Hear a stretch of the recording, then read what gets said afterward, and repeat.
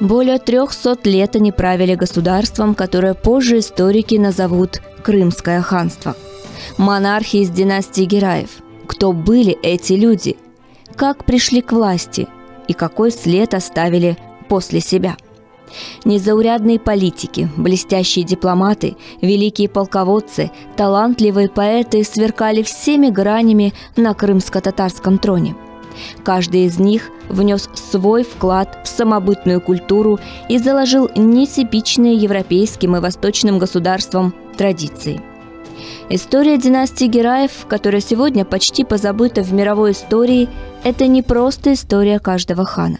Это история государства, показанная через призму жизнедеятельности его правителей.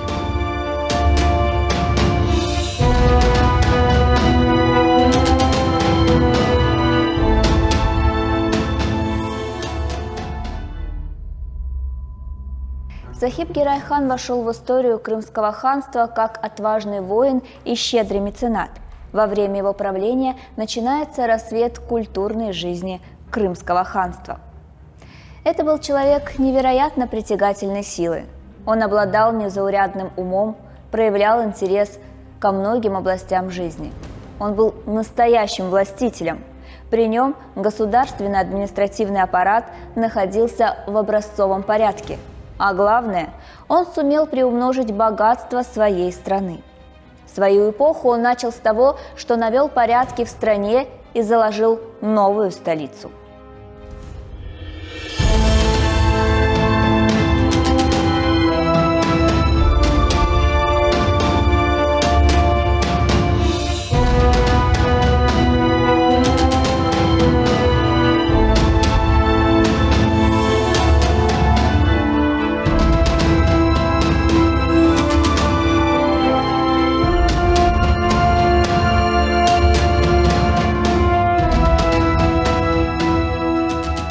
Чего достигла держава крымских татар в период правления Сахиба-Герая, целиком и полностью заслуга этого человека.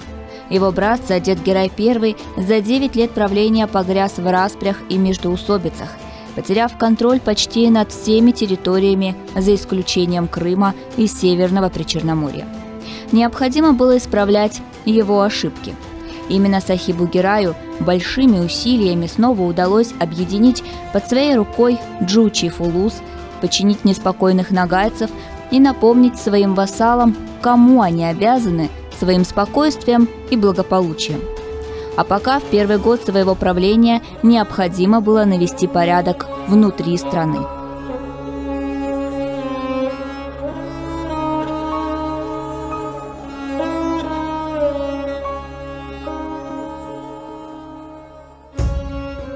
Нельзя сказать, что все из числа абейской элиты симпатизировали Сахибу-Гераю. Они опасались его мести и не безосновательно, ведь некоторые из них еще 1,5 года назад требовали от Саадета расправы над Колгой Сахибом. Тогда они его искренне считали виновником казни в доме ширинских беев. Но Сахиб-Герай намекнул, что все недоразумения остались в прошлом, а им следует объединиться ради одной цели – сильного государства.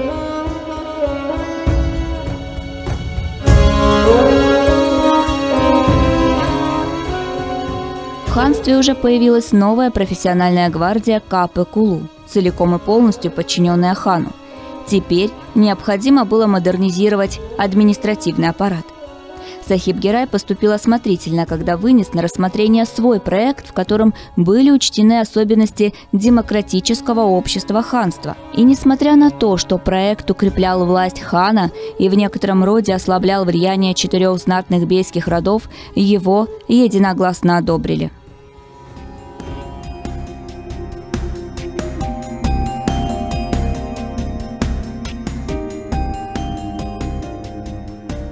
Главы 4 влиятельных родов – Ширинам, Барынам, Аргинам и Кыпчакам – пришлось разделить свое влияние еще с 2 родами, пусть не столь древними и знатными, зато богатыми и преданными хану. Ими стали сиджиуты и мансуры. Последний род являлся крымской частью ногайского рода Мангыт и ничего общего не имел к убийцам хана Мухаммеда Гирая I. Яркой представительницей этого рода была казанская ханша Нур-Султан, последняя супруга Мингли-Гирая. Впоследствии сам Сахиб-Гирай возьмет в жены одну из рода Мансур.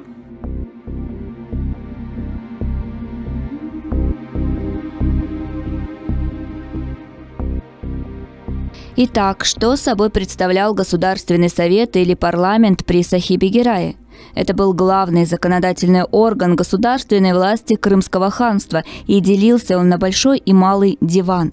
Во главе него стоял хан, но его власть не была абсолютной. Главы 4, а при нем 6 бейских родов Карачи или дворяне имели право блокировать то или иное решение хана, если оно не соответствовало интересам державы. Но такие прецеденты случались редко.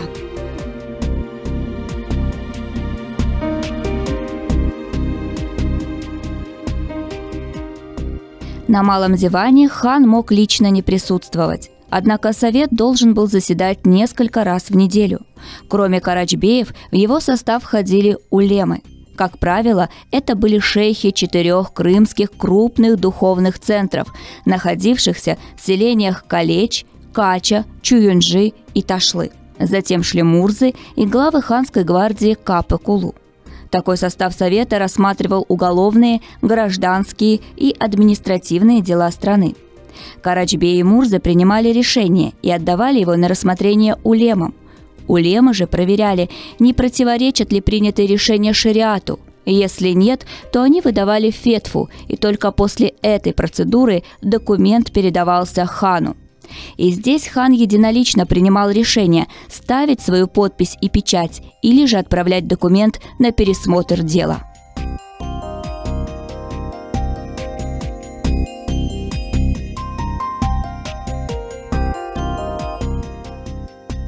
Что касается большого дивана, на котором присутствие хана было обязательным, то количество придворных увеличивалось. Справа от хана садился Калга, наследник трона. Чуть позже появится сан второго наследника Нуриддина. Он будет занимать место по левую руку от хана. Рядом с Калгой находился шейх Уль-Ислам, глава духовного мира ханства. За ним шейхи и муфтии. Позже, после Нуриддина, место займет Баш-ага или визирь. Но пока в эпоху Сахиба-Гирая этой должности в Крыму не было, и место его занимал Кади-Аскер, главный судья и кади 24 кадылыков ханства.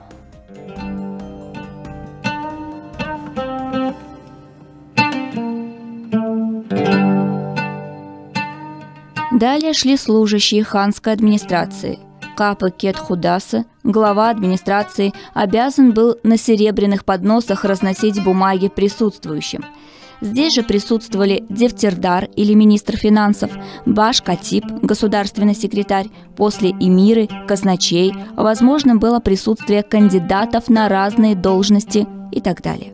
Конечно же, некоторые должности со временем могли переименовываться, их обязанности, естественно, увеличивались, но именно таким диван оставался почти без изменений до самых последних дней ханства.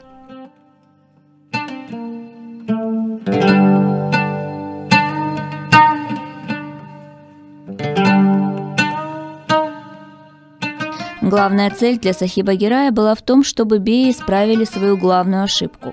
Он давал им власть, но в то же время настоятельно рекомендовал пользоваться этой властью внутри страны и не выносить свои проблемы за его пределы.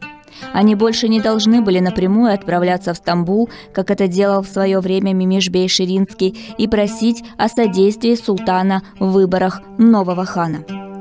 В конце концов, это принижало авторитет их страны. Крымское ханство было независимое суверенное государство, а гераи, чингизиды стояли выше османов по социальному статусу.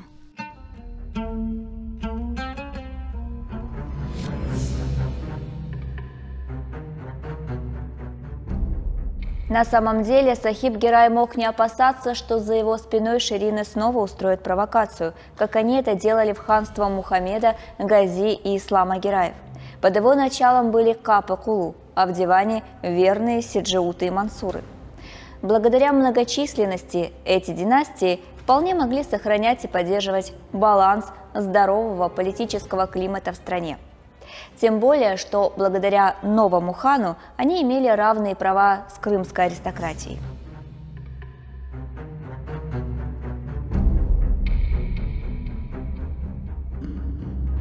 Теперь, когда работа дивана устраивала Сахиба Гирая и приносила свои плоды, нужно было разобраться с внешними делами. И, конечно же, крымского хана не могли не волновать казанские дела. Во время его отсутствия московский князь все же сумел подкупить часть казанской элиты и с их помощью посадить на трон своего ставленника. Нужно было исправить это положение и снова вернуть трон своему племяннику Сафа Гираю, но чтобы собрать войско для похода, требовалось время.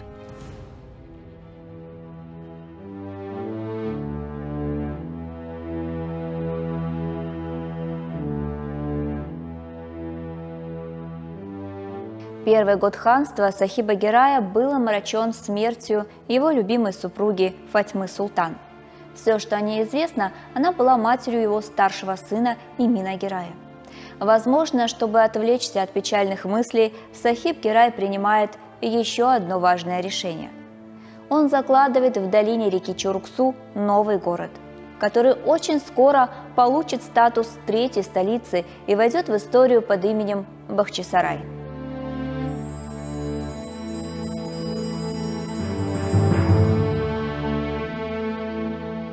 Большинство исследователей не без основания считают, что в долине реки Чуруксу находились владения Дария-бея и его родовая усадьба. Однако история умалчивает, кем был этот загадочный Дария-бей или князь долины, живший на рубеже XIV и XV веков. Все, что сегодня о нем напоминает, это сохранившийся старый мавзолей, именуемый Эски-Дюрбе.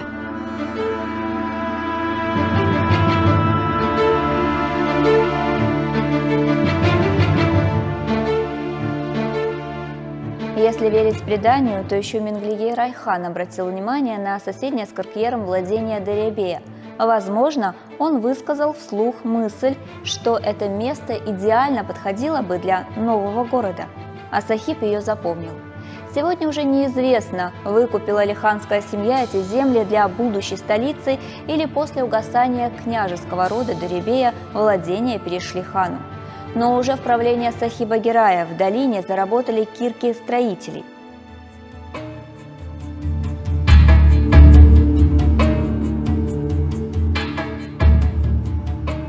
Представители ханской семьи любили охотиться в этих местах, но Сахиб Гирай пошел дальше. Безусловно, у него уже были все права на эти земли, поэтому в первый же год своего правления он пригласил в свою резиденцию Девлет-Сарай лучших архитекторов ханства. Перед ними была поставлена задача выстроить новую соборную мечеть в государстве и возвести еще один более просторный ханский дворец, не уступающий в красоте османскому Топкапе.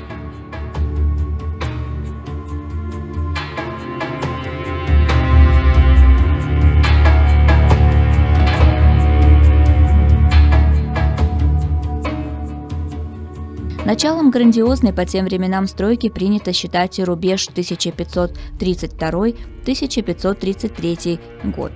После того, как Сахиб Гирай принял решение перенести свою столицу из Кыркьера в долину, он устроил большое торжество на берегу реки Чуруксу, то есть на том самом месте, где, возможно, скоро возвысится новый дворец. По этому случаю среди цветущего сада был возведен легкий павильон, украшенный позолотой. В нем установили ханский трон, а посередине устроили фонтан. В назначенный день сюда прибыл Сахиб Гирай. Здесь его ожидали ближайшие сановники и члены дивана.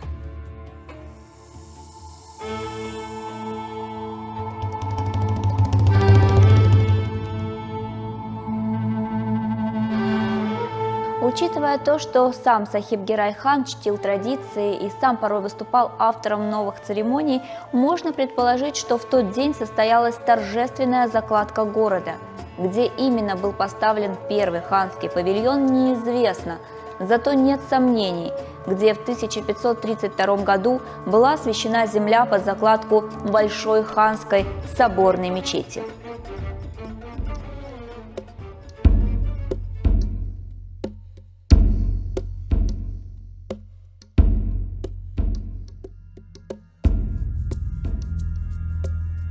Как писал хронист времен Сахиба Гирая Рималь Хаджи, он, имеется в виду Сахиб Гирай, разбил прелестный сад, а посреди его выстроил дворец, подобный раю, что если бы увидел Шиддат, то пришел бы в восхищение.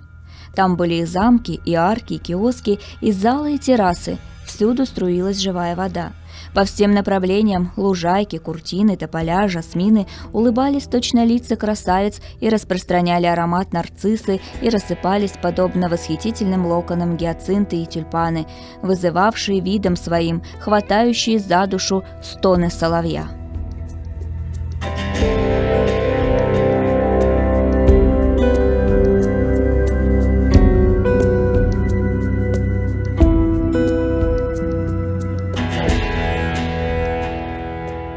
Далее хронист сообщает, что рядом с дворцом хан воздвиг соборную мечеть, а возле нее он выстроил общественные бани, которые получили название Сары-Гузаль. На другом берегу реки появилось несколько рядов торговых лавок. На протяжении 7 лет строился и разрастался новый дворец, мечеть и другие общественные здания.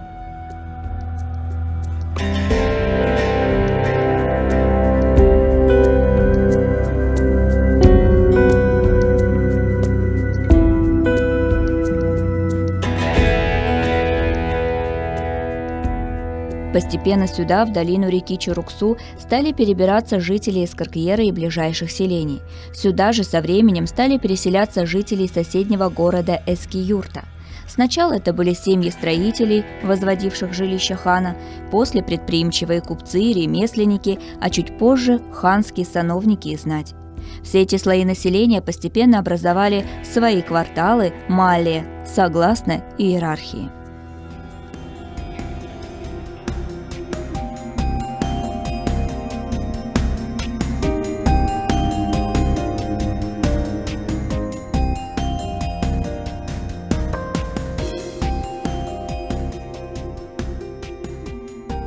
Одним из первых зданий новой ханской резиденции, вокруг которой вскоре вырос столичный город, стала ханская мечеть. По задумке заказчика Сахиба Гирая, она должна была находиться вблизи дворцового комплекса, на другой стороне тогда еще открытой Дворцовой площади. Почти сразу же после того, как постройка была завершена, жители нового города стали называть ее «Мечеть Сахиба Гирая». Сегодня большинство источников говорят о том, что изначально здание главной мечети Бахчисарая выглядело иначе. К примеру, крыша храма не была четырехскатной. Мечеть покрывали несколько больших и малых куполов, а главный фасад с парадным входом, который выходил к реке Чуруксу, был украшен мрамором.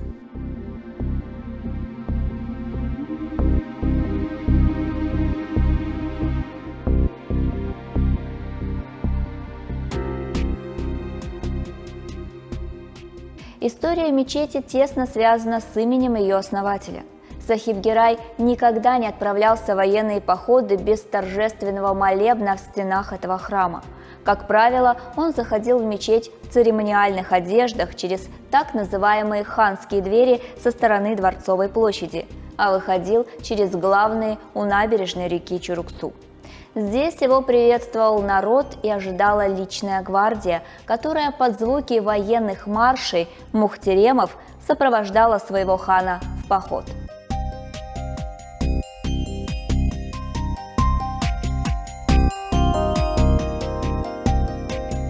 Сахиб Гирай хан за время своего правления построил не одну мечеть. На территории самого дворца была сооружена малая дворцовая мечеть, а в самом городе им была заложена еще одна соборная мечеть. Возможно, речь шла об Орта-Джами. На протяжении столетий она была одной из самых крупных в городе по своим размерам. Располагалась на центральной улице города по соседству с Соган-базаром.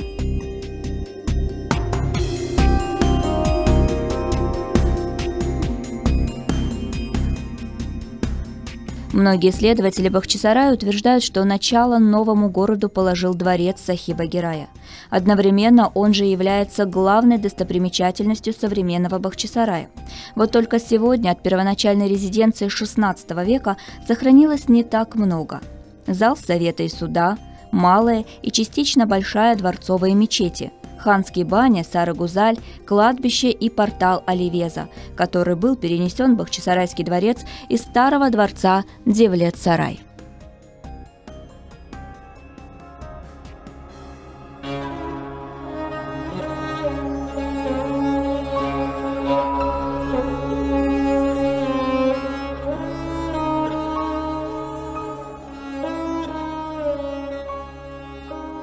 Изначально дворцовый комплекс располагался на территории площадью около 20 гектаров.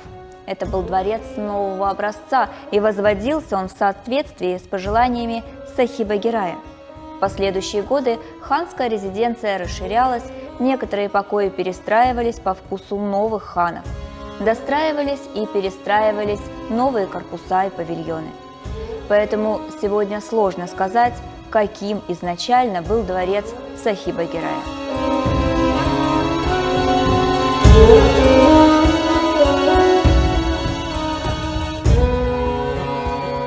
Сахиб Гирай стал не только основателем новой столицы и великолепного ханского дворца, символа государственной власти крымских татар. По его желанию построили мечеть и медресе в большом селении Улахлы. А в бывшей столице Каркьера он приказал возвести дворец правосудия, надпись над входом которого гордо именовала Сахиба Гирая победоносным знаменем рода Чингизидова.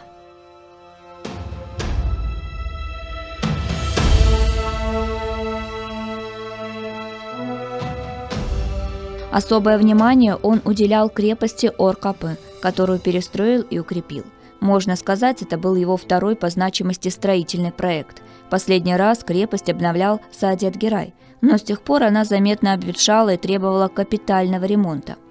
Сахиб Гирай не стал обновлять башни и стены, он выстроил новые, так что более старая постройка осталась внутри. Согласно хронисту Рималю Хаджи, теперь крепость в плане имела четырехугольник, 2 ворот, новую мечеть и бани. По углам крепостной стены возвышались 4 башни. Сохранились свидетельства, что Сахиб Гирай перестроил и порт в Кизлеве. И это был далеко не полный список построек, относившийся к его эпохе.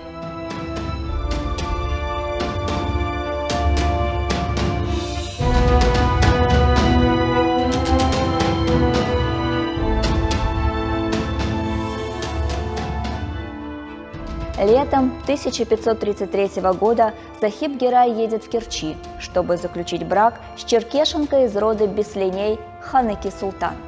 Этот очередной политический альянс с черкесами был необходим Сахибу. Хан готовил большой поход против московского князя.